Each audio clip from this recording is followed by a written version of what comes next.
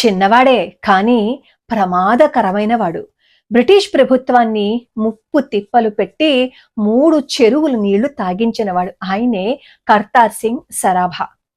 19 ఏళ్ల వయసులో ఎవరైనా హాయిగా చలాకీగా నవ్వుతూ సంతోషంగా తిరగాలి అని అనుకుంటారు, జీవితాన్ని ఎంజాయ్ చెయ్యాలని అనుకుంటారు కదా. కానీ కర్తార్ సింగ్ సరాభా ఆ వయసులో దేశం కోసం ప్రాణాలని అర్పించేయాలి అని అనుకున్నారు, దేశం కోసం ప్రాణత్యాగం చేసేయాలి అని అనుకున్నారు.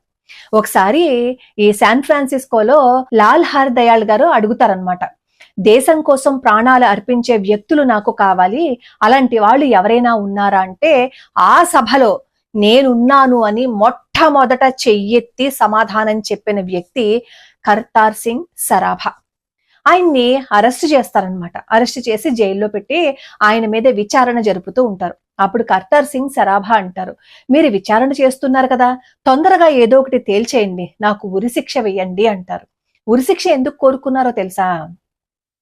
ఎంత తొందరగా ఉరిశిక్ష వేసేస్తే అంత తొందరగా ఈ భారతదేశంలో మళ్ళీ జన్మించాలని, ఈ భారత మాతని దాస్య శృంఖలాల నుంచి తొందరగా విడిపించేయాలని, భారతదేశానికి స్వాతంత్రం తీసుకువచ్చేయాలని ఆయన ఆరాటం అనమాట.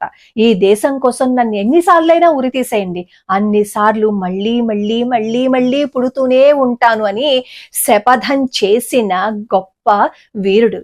ఆయన గురించి బ్రిటిష్ వాళ్ళు ఏమంటారో తెలుసా? చిన్నోడే కానీ వీడు బయట ఉంటే మనం బ్రతకలేం అని చెప్పి ఆయన కుట్ర పన్ని జైల్లో వేసి ఆయన ప్రాణాలు తీసేశారు. సరిగ్గా నవంబర్ 16వ తారీఖున ఆయనకి ఉరిశిక్ష వేసినప్పుడు వాళ్ళ తాతగారు వస్తారు.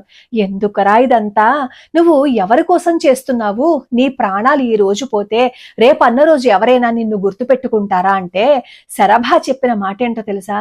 తాత, నాకు ఇంత ధైర్యాన్ని నువ్వు నోరు పోసావు కదా, ఈ రోజు పోతే రేపటికి 2వ రోజు అందరూ చచ్చిపోతారు కదా తాత, జబ్బు చేసి మంచాన పడి మన చావు ఎందుకు ప్రయోజనం లేకుండా ఉండే కంటే దేశం కోసం ప్రాణాలు అర్పించటం అంటే ఎంత గొప్పదని నువ్వే కదా చెప్పావు తాత, ఈ నువ్వేనా నాకు పిరికి మందును నూరు పోస్తున్నావు అని అడిగిన వీరుడు.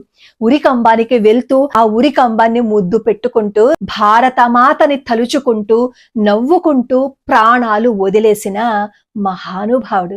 ఆయన్ని ఈ రోజు మనం తెలుసుకుందాం. ఆయన చరిత్ర మన ఛానల్లో ఉంది, ఒకసారి చూడండి.